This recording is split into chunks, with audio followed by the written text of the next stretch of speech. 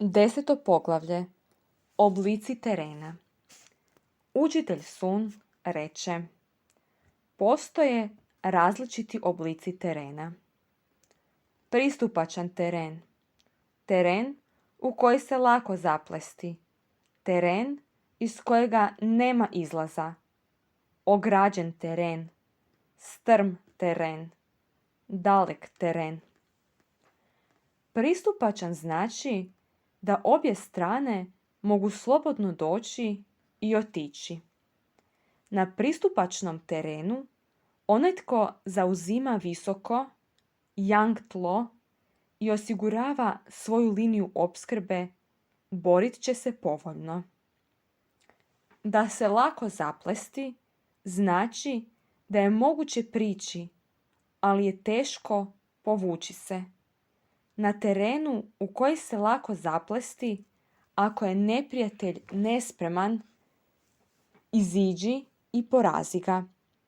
Ako je spreman, a naš potez podbaci, bit će se teško povući. Ishod nam neće biti povoljan.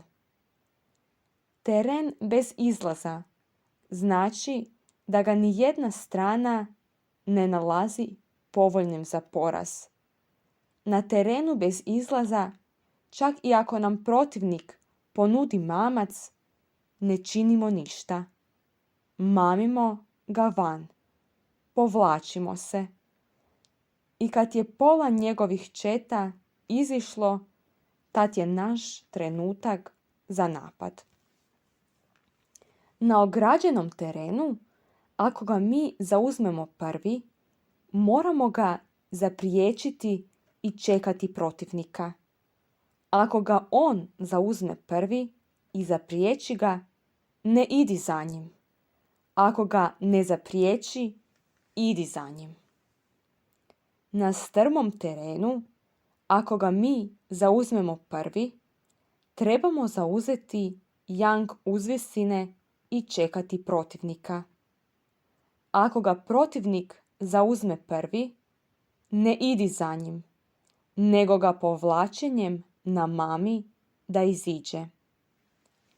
Na dalekom terenu, kad su snage jednake, teško je izazvati bitku i sraz vojske neće biti u našu korist. Ovih 6 sačinjavaju put terena i dužnost je generala marljivo ih proučiti. U ratu ovo nisu prirodne nesreće, nego krivnja generala. Bijeg, nemoć, raspadanje, rasulo, kaos, uzmak. Ako su relativne snage ujednačene, ali se vojska jedna suočava s drugom 10 puta većom od sebe, ishod je bijeg. Kad su čete jake, ali časnici slabi, rezultat je nemoć. Kad su časnici jaki, a čete slabe, rezultat je raspadanje. Kad su viši časnici bijesni i neposlušni i jure u boj iz ogorčenosti, prije nego što njihov general može procijeniti vjerojatnost pobjede, tad je ishod rasulo. Ako je general slab i nedovoljno strog, kad njegova naređenja nisu jasna, kad ni časnici ni vojnici nemaju određena pravila, a čete su nemarne, tad je ishod kaos. Kad general krivo procijeni protivnika i pošalje slabije snage protiv jačih, slabiji kontingent protiv jačeg, kad ne uspije odabrati dobru prethodnicu, ishod je uzmak. Ovih 6 sačinjavaju put poraza. Dužnost je generala marljivo ih proučiti. oblik terena, vojnikov je saveznik. Procjena protivnika i postizanje pobjede, proračunavanje teškoća, opasnosti i udaljenosti terena, oni sačinjavaju put vrhunskog generala. Onaj tko to zna i koristi to u borbi, nedvojbeno će biti pobjednik. Onaj tko to ne zna i ne koristi, nedvojbeno će biti poražen.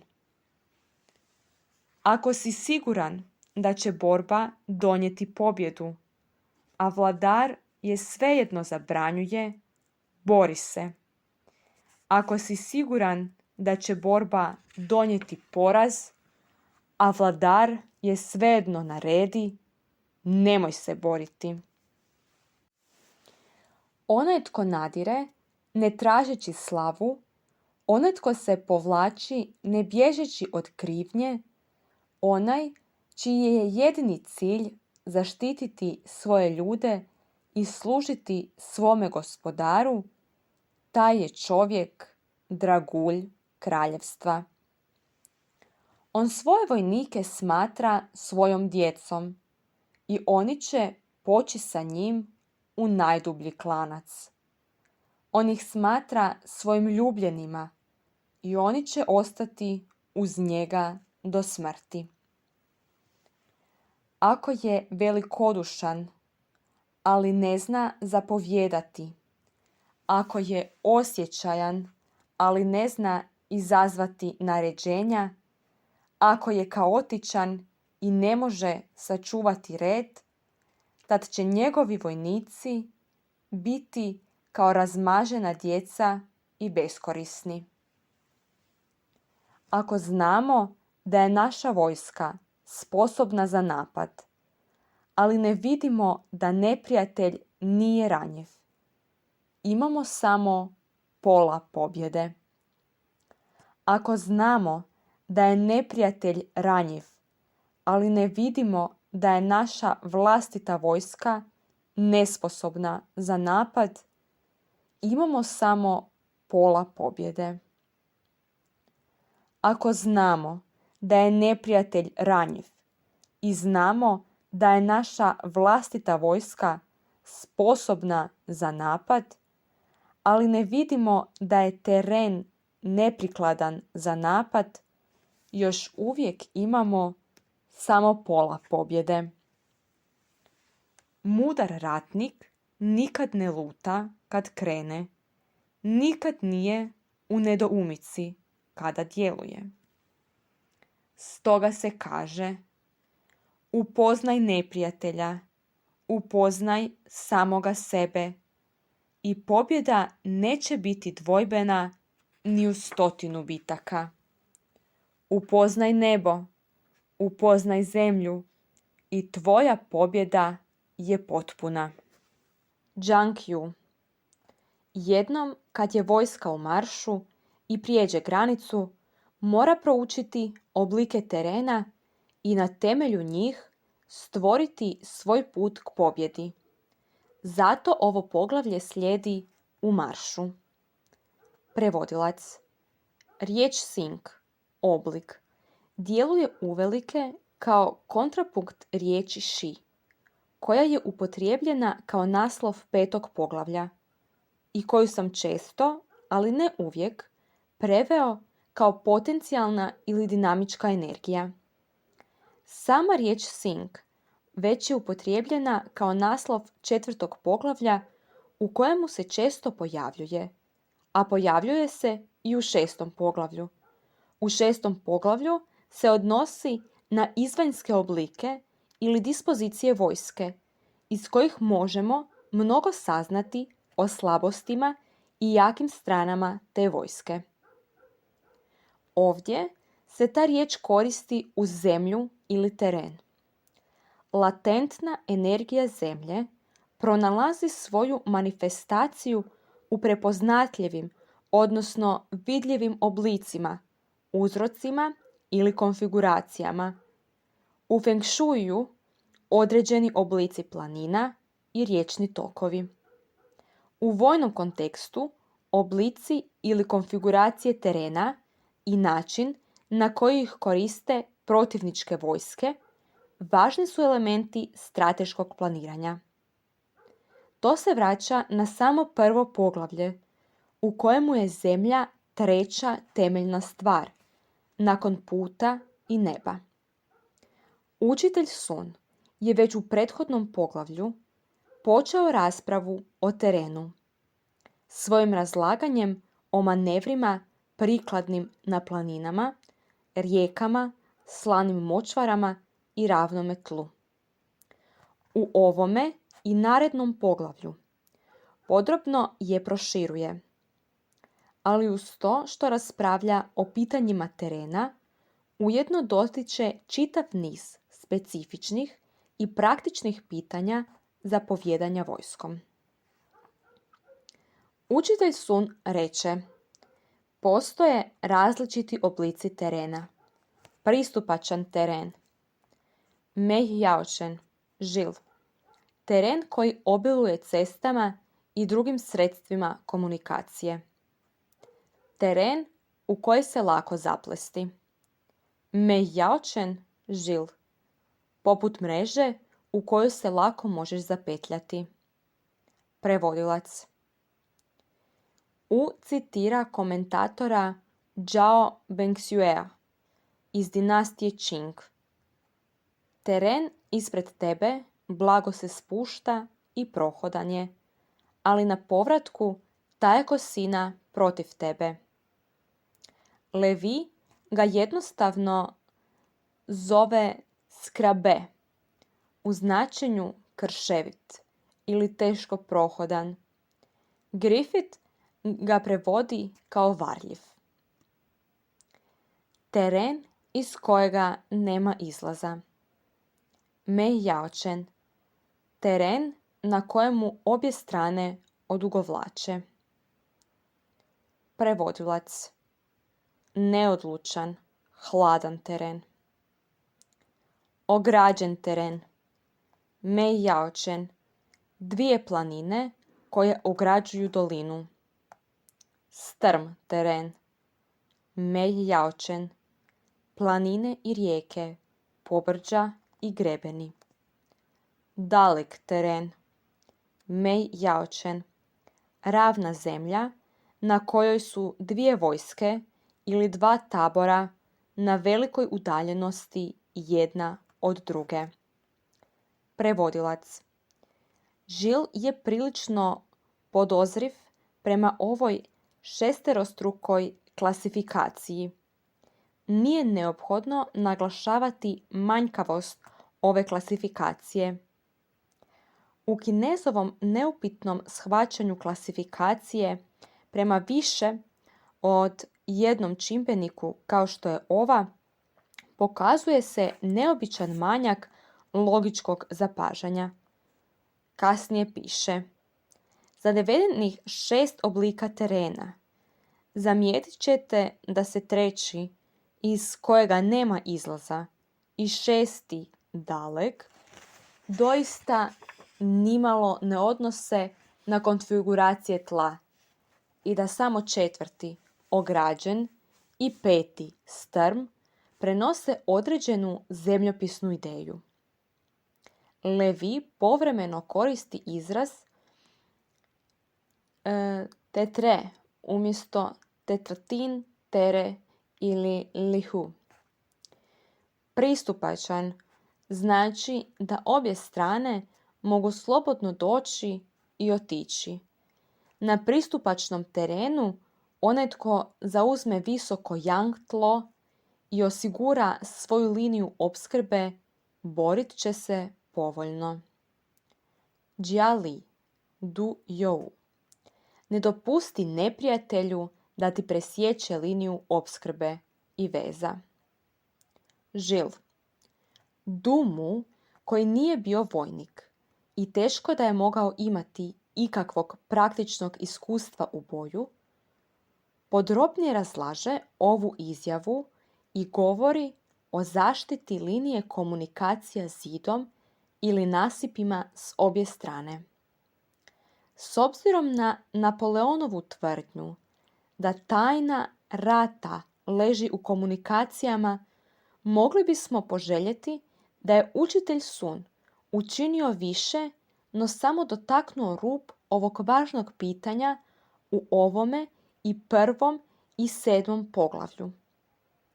Pukovnik Henderson kaže: za liniju opskrbe moglo bi se reći da je jednako nužna za opstanak vojske kao što je srce za život ljudskog bića.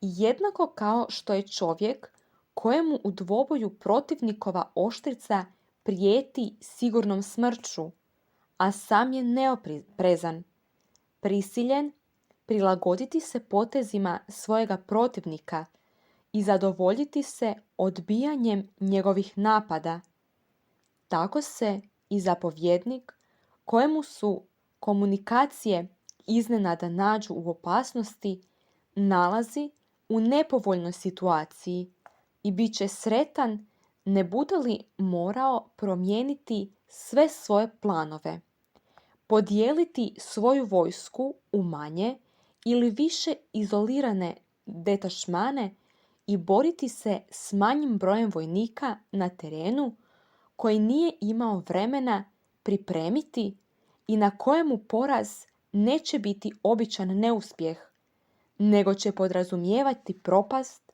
ili predaju čitave njegove vojske. Prevodilac. Visoko yang tlo i yang uzvisine odnose se na površine sunčane položaje okrenute jugu. Da se lako zaplesti znači da je moguće prići, ali je teško povući se. Na terenu u koji se lako zaplesti, ako je neprijatelj nespreman, iziđi i porazi ga. Ali ako je spreman, a naš potez podbaci, bit će se teško povući. Ishod nam neće biti povoljan. Zhang Yu. Ako pažljivo proučiš situaciju protivnika i utvrdiš da je nespreman, možeš učiniti jedan jedini potez i poraziti ga. Ali ako je imalo spreman, a ti povučeš potez koji ne uspije, nećeš moći pružiti otpor i boriti se, a istodobno nećeš imati izlaz za bijeg. Teren bez izlaza znači da ga ni jedna strana ne nalazi povoljnim za potez. Du Jou. Nijedna ga strana ne smatra povoljnim za potez i situacija ostaje na mrtvoj točki. Na terenu bez izlaza, čak i ako nam protivnik ponudi mamac, ne činimo ništa. Mamimo ga van, povlačimo se i kad je pola njegovih četa izišlo, tad je naš trenutak za napad. Wang Si. Protivnik odbija povući potez. Postavi mu lukavu zasjedu i hini povlačenje. Izigraj ga i primoraj da krene prema tebi. Zhang Yu. Umijeće ratovanja Li Jinga kaže: na terenu koji nije povoljan ni za jednu stranu, moramo izmamiti protivnika hinjenjem povlačenja, čekati da pola njegove vojske iziđe i presresti ga.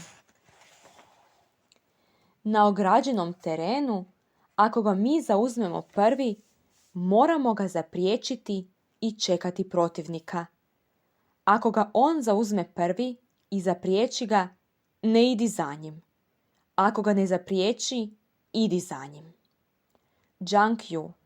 S obje su strane visoke planine i ravna dolina između njih.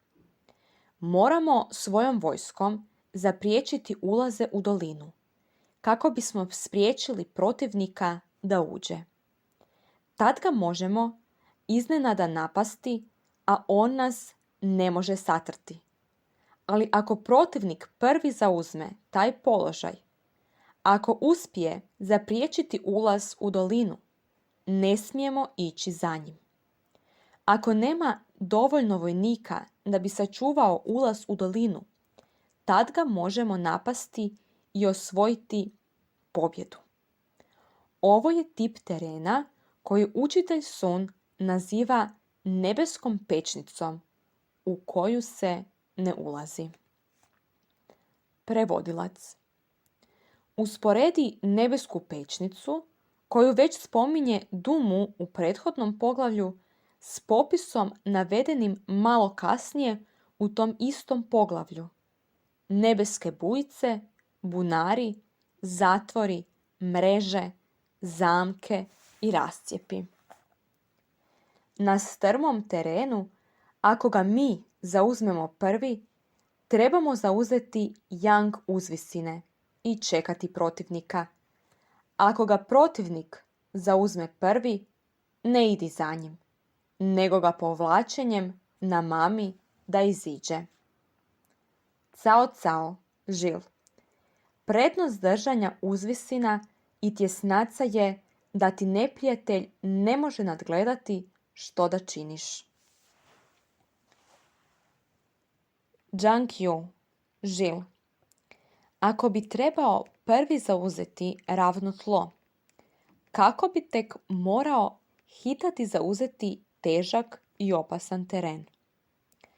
Ovdje inicijativu nikad ne smijemo prepustiti protivniku. Zauzmi yang uzvisine i čekaj da se protivnik umori.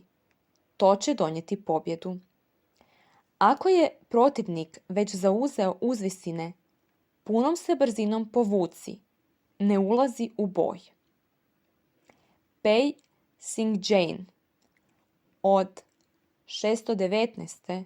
do 82. godine prije naše ere poslan je na pohod protiv turskih plemena i na večer se utaborio. Zid i jarak već su bili podignuti i iskopani kad je on dao naređenje da se presele na obližnji vrh brda. Njegovi časnici nisu bili sretni tom naredbom i požalili su se da ne žele umarati ljude. Pej je bio uporan i naložio je da se njegova zapovjed izvrši najbrže moguće.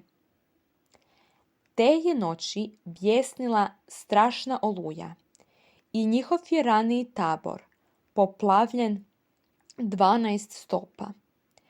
Pejevi su časnici bili zapanjeni.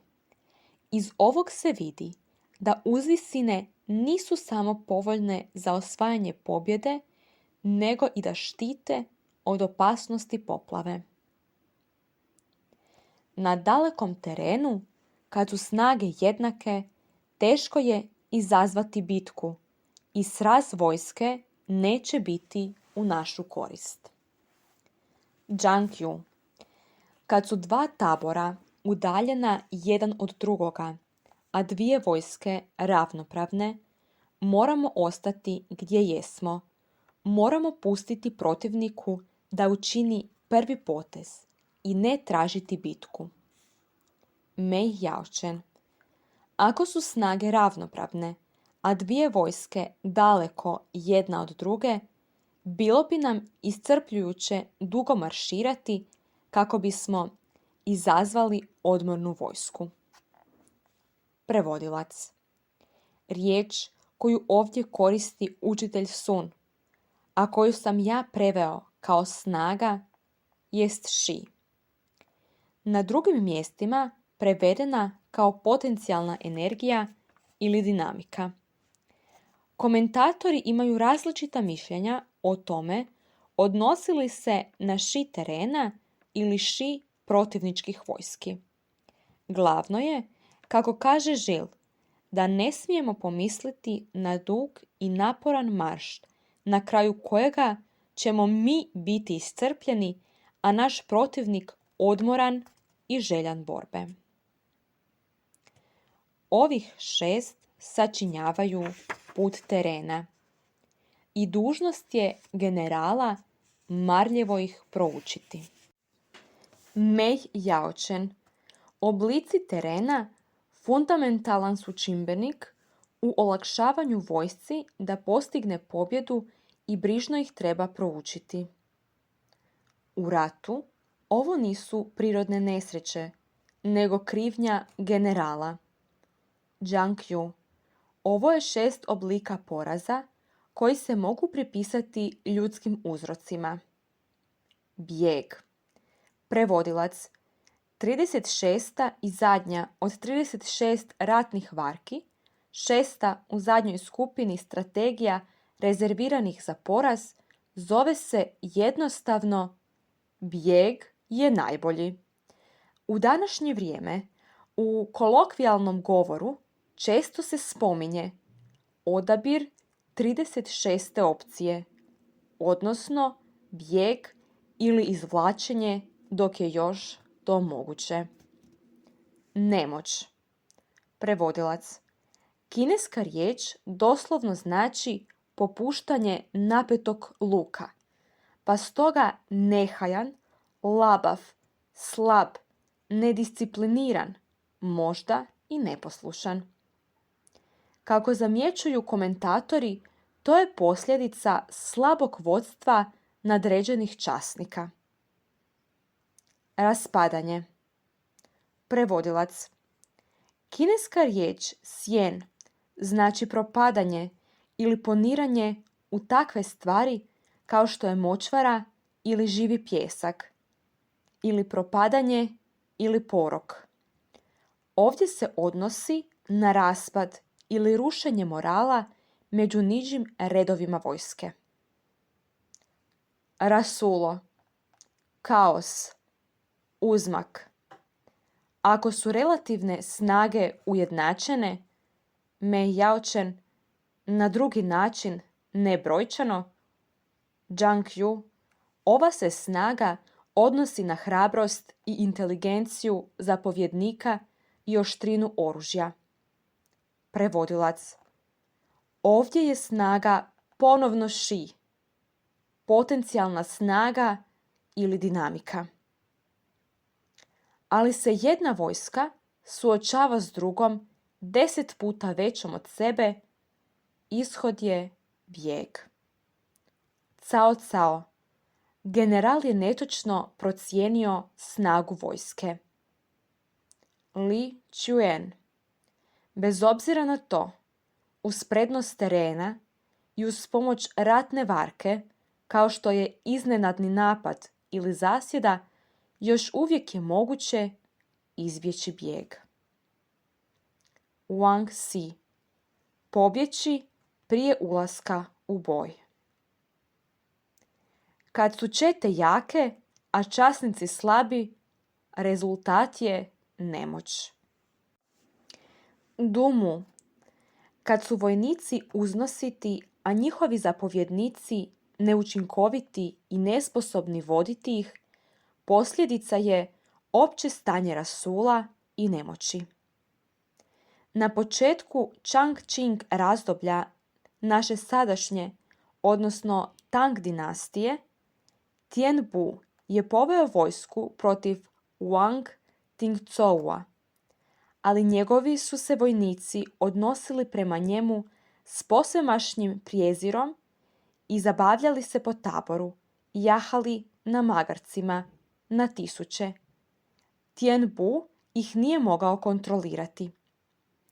Nekoliko mjeseci kasnije, kad je napokon poželio ući u boj, njegove su se čete jednostavno okrenule i pobjegle. Tian Bu je na kraju počinio samoubojstvo. Kad su časnici jaki, a čete slabe, rezultat je raspadanje. Cao Cao. Časnici su jaki i žele se približiti protivniku, ali vojnici su slabi i čete se raspadnu. Krajnji je rezultat poraz. Dumu. Ako su vojnici plašljivi i slabi i njihova se snaga netočno procijeni, bit će poslani u smrtnu zamku. Kad su viši časnici bijesni i neposlušni i jure u boj iz ogorčenosti, prije nego što njihov general može procijeniti vjerojatnost pobjede, Chen Hao, oni se bore ne mareći mogli pobijediti ili ne, zato su poraženi. Tad je ishod rasulo. Žil. Du Mu daje dug izvadak iz Zuo komentara, pokazujući kako je država Jin izgubila veliku bitku za Bi 597. godine prije naše ere, zbog nesmotrenosti Xian Gua i zbog ogorčenog prkosa Wei Yia i Zhao Jana. Nepromišljena akcija Xian Gua, kad je s četama pod njegovim zapovjedništvom prešao Žutu rijeku, usprkos naređenjima vrhovnog zapovjednika vojnog pohoda, izazvala je prelazak rijeke i ostatka Jinovih trupa i ubrzala skupu bitku za Bi. Prevodilac. Levi naglašava manjak stege i nepromišljenost poručnika. Hrabri vojnici, ali bez imalo discipline. Kad je general slab i nedovoljno strog, kad njegova naređenja nisu jasna. Knjiga učitelja Uelja, 4. poglavlje, Žil. Ako časnik izda svoja naređenja bez oklijevanja, vojnici ih neće morati čuti i drugi put. Ako djeluje bez oklijevanja, vojnici nikad neće izgubiti volju za borbom. Umijeće ratovanja učitelja Ua, 3. poglavlje, Žil. Najveća pogreška u ratu jest oklijevanje. Najveće nedaće svakoj vojsci nastaju zbog neodlučnosti. Prevodilac. Žil navodi Baden-Powellovu pomoć u izviđanju. Tajna dobivanja uspješnih rezultata od obučenih vojnika leži u jednom.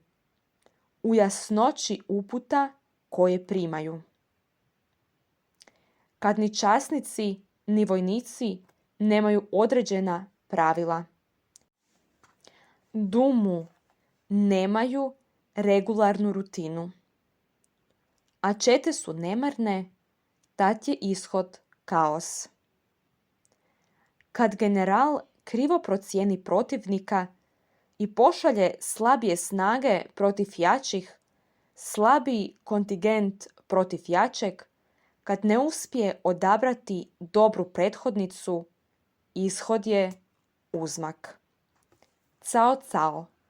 U ovakvoj situaciji njegova će vojska nedvojbeno pobjeći. Zhang Yu, Žil. Ako za prethodnicu nisu odabrani najhrabriji vojnici, poraz je neizbježan. Gdje god se mora boriti, najhrabrije duhove treba postaviti u prve redove, kako bi učvrstili odlučnost naših vlastitih vojnika i obeshrabrili protivnika.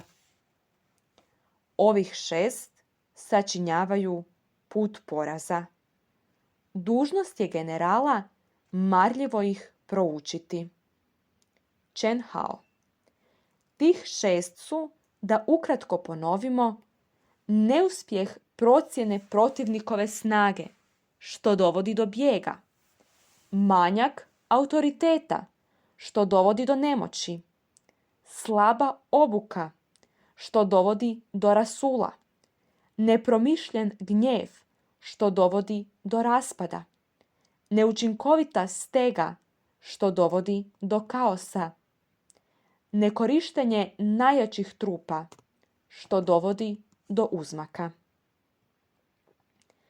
Oblik terena vojnikov je saveznik. Chen Hao Žil. Prednosti vremenskih prilika i godišnjeg doba nisu jednake onima povezanim s terenom.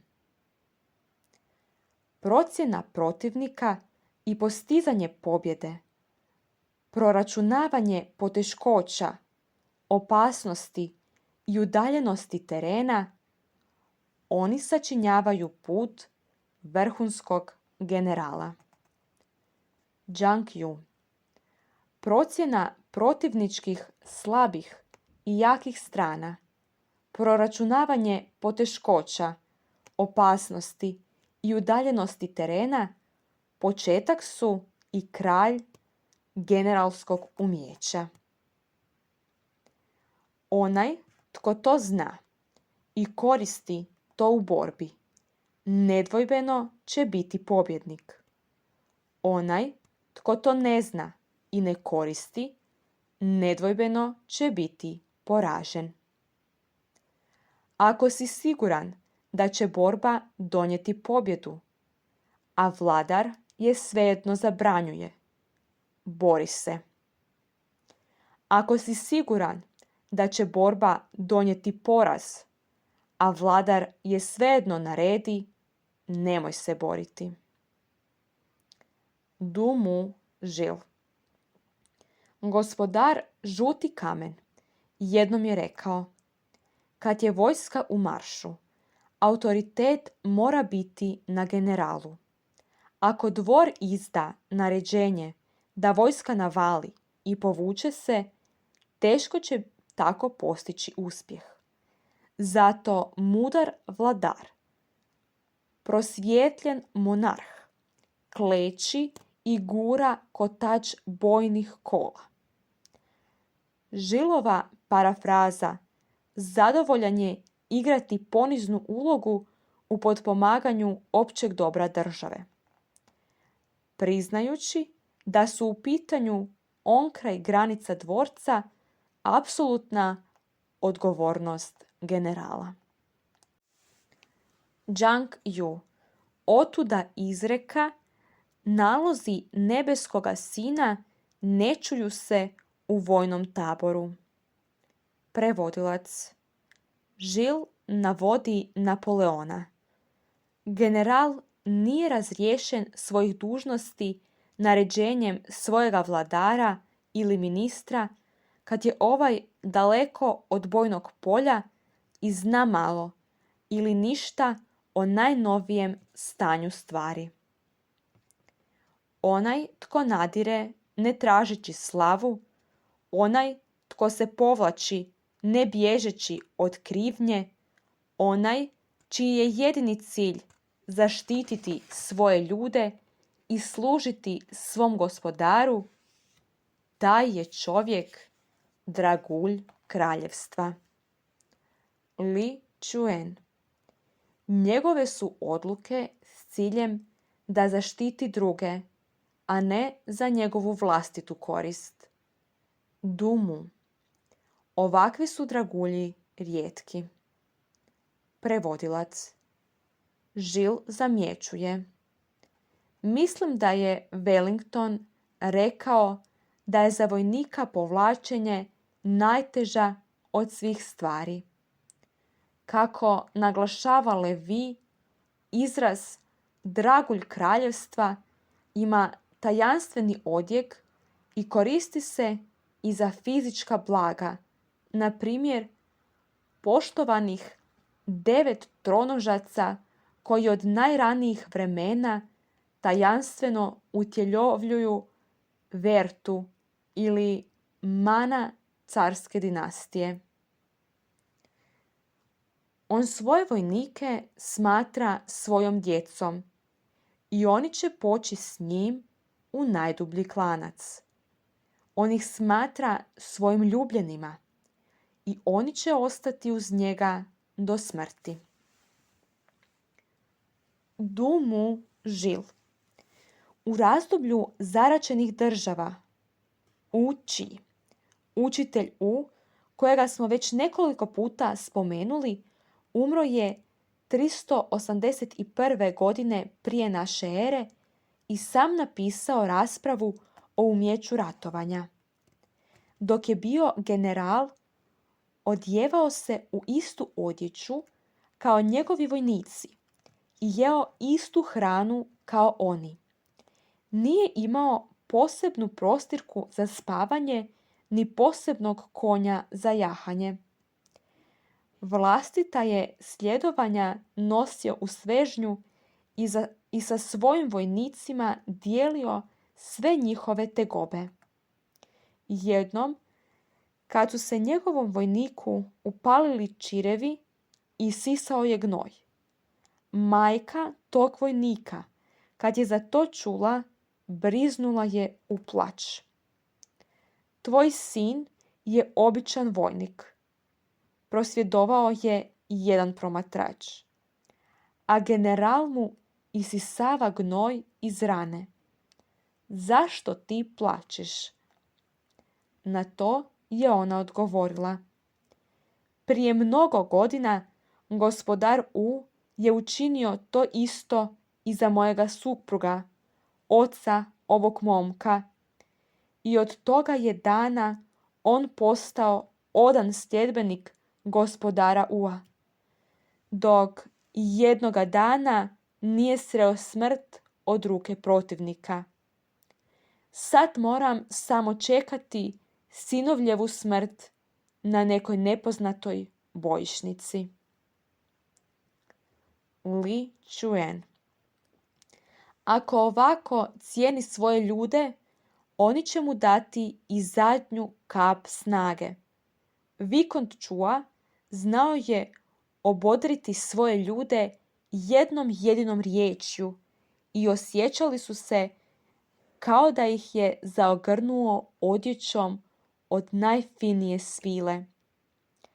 Žil dodaje, Vikont od Chua napao je malu državu Sjao tijekom zime.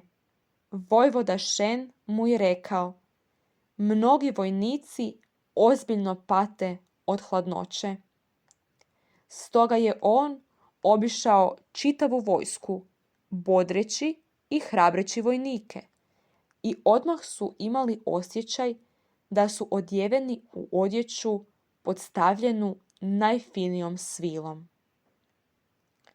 Zhang Yu, drugo umjeće ratovanja, kaže: general sam mora podijeliti muke svojih ljudi.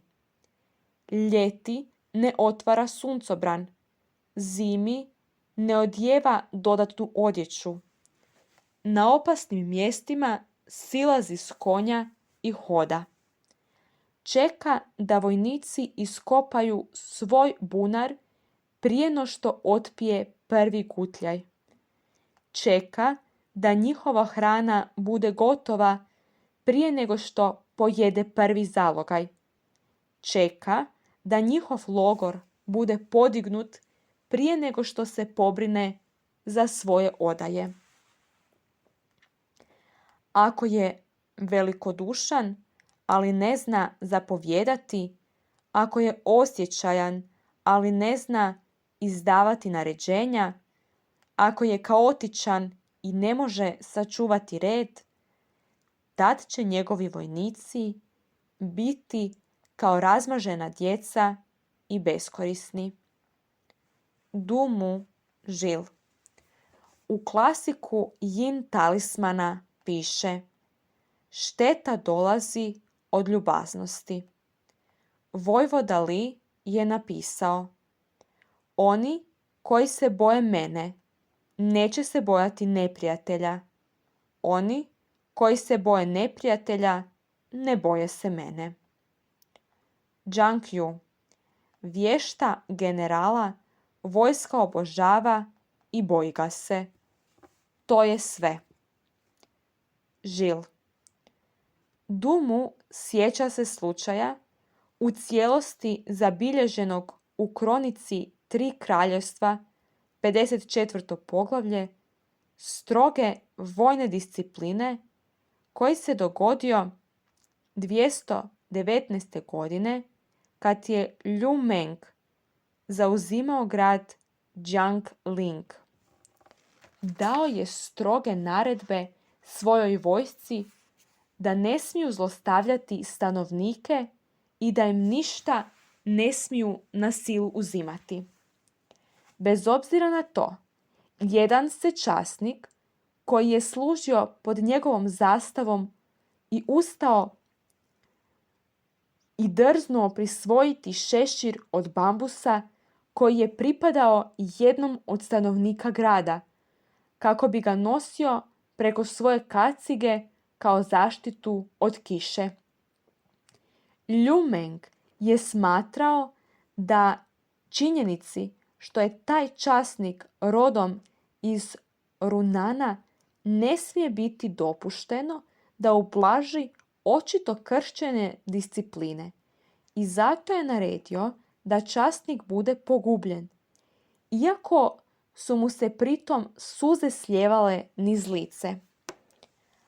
Ovaj je čin strogosti čitavu vojsku ispunio ogromnim strahopoštovanjem i od tada nadalje nisu se podizali čak ni predmeti s glavne ceste.